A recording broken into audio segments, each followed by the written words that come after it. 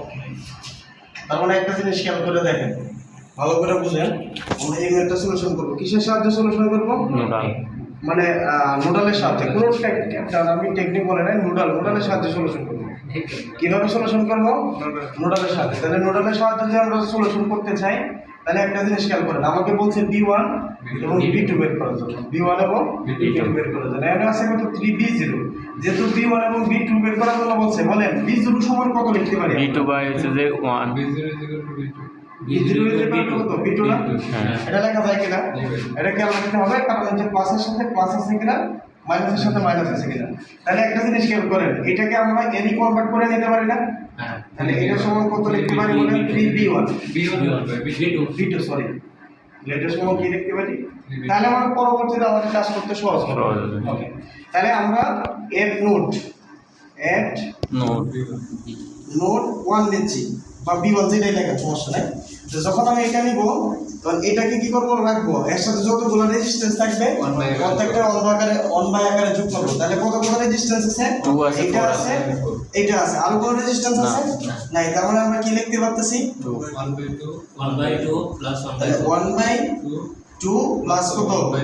1/4। আর কোনো রেজিস্ট্যান্স সরাসরি কানেক্টেড আছে? নাই। ওকে, তাহলে এতটুকু দিলাম। এখন অন্য কোনো নোড ভোল্টেজ তার সাথে সরাসরি মানে কোনো রেজিস্ট্যান্স দ্বারা কানেক্টেড আছে কিনা?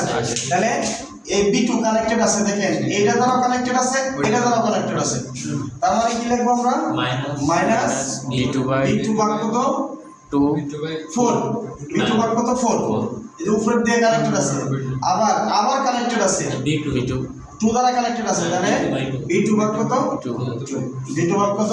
2 -3। ঠিক আছে, কথা কি ক্লিয়ার? জি। এখন নোডের মধ্যে কারেন্ট আসলে মাইনাস, বের হয়ে গেলে কি প্লাস। নোডে কারেন্ট আসলে মাইনাস, বের হয়ে গেলে প্লাস। এটা আসতেছে, তাহলে কি লেখা যায়? আসলে মাইনাস। তাহলে 3। আবার দেখেন এই কারেন্টটা কি বের হচ্ছে না? দেখেন এই যে ভোল্টেজ আর রেজিস্ট্যান্স আছে, তাহলে এই কারেন্ট বের হচ্ছে, তাহলে এটা কি হয়ে যাবে? প্লাস হয়ে যাবে। তাহলে কি লেখা যাবে? 3B2 ভাগ কত বলেন? 2 ইকুয়াল টু কত? 0। ঠিক আছে, সবাই কি এইভাবে করছিলেন? আচ্ছা, ওকে। তার মানে এখন আমরা যদি যোগ করি, তাহলে মানে এটা সমান B1 কয়টা আছে? একটা B1 আছে। আর কোনো B1 আছে? নাই। তাহলে কত লেখা যায়? 0.75 B1। তাহলে B2 কয়টা আছে? একটা, মানে 1/4 মাইনাস 1/2 প্লাস 3/2। তাহলে যোগ করলে কত হয়? মাইনাস লেখেন, মাইনাস 1/4, তাহলে মাইনাস 1/2 প্লাস কত? 3/2 কত আসে? 0.75 প্লাস আসছে না minus? Plus 0.75 B2 equal to কত লেখা যাচ্ছে? 3। এটা হচ্ছে সমীকরণ নাম্বার 1। ওকে, তাহলে এখন দেখেন এফ নোট 2। ঠিক আছে, তাহলে 2 নম্বর নোটে আমরা নিচ্ছি।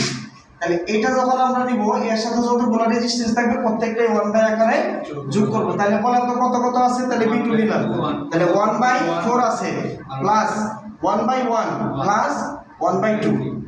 ঠিক আছে, নিলাম। এখন এর সাথে অন্য কোনো নোট সংযুক্ত আছে কিনা? ঠিক আছে, এটা সংযুক্ত আছে, এটা দ্বারাও আছে, এটা দ্বারাও আছে।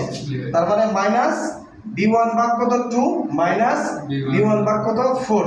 ঠিক আছে, নোডের মধ্যে কারেন্ট আসলে মাইনাস, বের হয়ে গেলে প্লাস। তাহলে দেখেন এই কারেন্টটা আসতেছে না? আচ্ছা ভাই, এটার সাথে তো সরাসরি সংযুক্ত নাই। কোনটার সাথে সরাসরি? 2 রেজিস্টার। এটা 2 হ্যাঁ, 2 রেজিস্টারটা তো B2 সাথে সরাসরি সংযুক্ত। কে বলছে তোমাকে সরাসরি সংযুক্ত নাই? এটা এনে না দিয়ে আমি এনে দিলে কোনো সমস্যা? এই জায়গাটা যদি আমরা আমার কথা বুঝার নাই মনে হয়, সরাসরি সংযুক্ত নাই। আছে এই রেজিস্ট্যান্স এনে টাকা দিয়ে কোথায়? এনে টাকা তো কি কথা? এটা নাই কোন দিক, কোন দিক দেয়? এরকম একটা ম্যাপ দিয়ে তো করাইছি মাঝখানে, মানে প্রথম ম্যাপটাই করাইছি এটা দিয়ে। প্রথম যে আপনাদেরকে বুঝাইছি কিন্তু এটা দিয়ে। ঠিক আছে, আচ্ছা দেখো খেয়াল করো, মানে একটা রেজিস্ট্যান্স এনে এরকম দেওয়া ছিল, প্রথম ম্যাপটাই ছিল এটা। এখন যে এই রেজিস্ট্যান্স না থাকতো, তাহলে এই রেজিস্ট্যান্সের কোনো ভ্যালুই থাকতো না। এই রেজিস্ট্যান্সটা যদি না থাকতো, তাহলে এই রেজিস্ট্যান্সের কোনো ভ্যালু নাই। কারণ মানে কোনো ভোল্টেজ সোর্সের সাথে সরাসরি রেজিস্ট্যান্স প্যারালাল হিসাবে আসে না।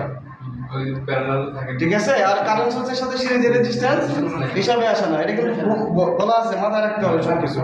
ঠিক আছে, তার মানে এটা গেল, তার মানে এটা কাজ শেষ। এর মধ্যে কারেন্ট আসলে মাইনাস, বেরিয়ে গেলে প্লাস।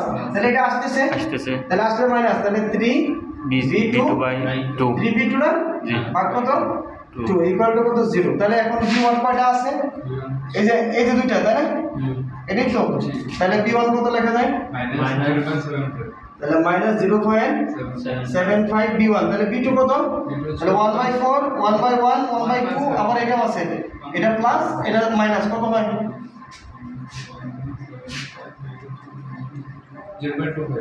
তাহলে মাইনাস না প্লাস প্লাস 0.25 এগুলো কিন্তু ক্যালকুলেশন ভুল করা যাবে না ঠিক আছে ভুল করলে কিন্তু সব শেষ B2 এটা b2 এখন আমরা সলভিং ইকুয়েশন করেন ইকুয়াল টু 0 আর তো কিছু নাই তাহলে এটা হচ্ছে সমীকরণ নাম্বার 2 বাই সলভিং ইকুয়েশন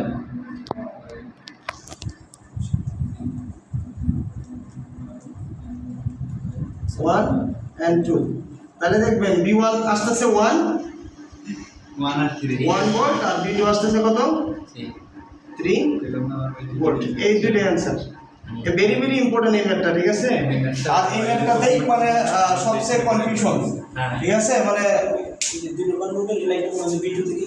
এটা এই লাইনটা আচ্ছা আমরা নোট নিছি এটা তাই না তাহলে b1 লিখলাম এর সাথে যতগুলো রেজিস্ট্যান্স থাকবে প্রত্যেকটা 1 বাই আকারে কি করব যোগ করব তাহলে এটা আছে এটাও কানেক্টেড আছে বোঝা গেছে তো কানেক্টেড আছে যে সরাসরি কারণ এটা এনে থাকা যে কথা এনে থাকা কি কথা কারণ সিরিজ ঠিক আছে আবার এটা তাহলে 1/1 1/2 1/4 লিখলাম এখন এই নোডের সাথে অন্য কোনো নোড সরাসরি রেজিস্ট্যান্স দ্বারা সংযুক্ত থাকলে এটা নিতে হবে তাহলে দেখেন এই 2 দ্বারা এটা সংযুক্ত আছে আবার এই 4 দ্বারা সংযুক্ত আছে তাহলে মাইনাস কত b1 ভাগ কত 2 মাইনাস কত b1 ভাগ কত 4 ঠিক আছে ক্লিয়ার এখন যদি আরেকটা রেজিস্ট্যান্স থাকতো তাহলে ওইভাবে নিয়ে আসবে কোনো সমস্যা নেই কারণ আমার রেজিস্ট্যান্স দ্বারা সংযুক্ত থাকলেই হয়েছে মাঝখানে ভোল্টেজ সোর্স থাক কোনো সমস্যা নেই মাঝখানে ভোল্টেজ সোর্স থাক কারণ আমি এই ভোল্টেজ সোর্সকে যদি আমি সোর্স কনভার্সন করি খেয়াল করেন তাহলে এইটা কি সরাসরি কানেক্টেড হয়ে যাবে তখন এটা একটা কারেন্ট সোর্স হয়ে যাবে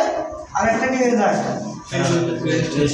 রেজিস্ট্যান্স থেকে যায় ঠিক আছে প্যারালালে চলে যায় রেজিস্ট্যান্সটা ঠিক আছে তার মানে বোঝা যায় এইটাও কানেক্টেড ক্লিয়ার মাথায় রাখতে হবে ঠিক আছে তোমরা তুলতে পারো চেক করে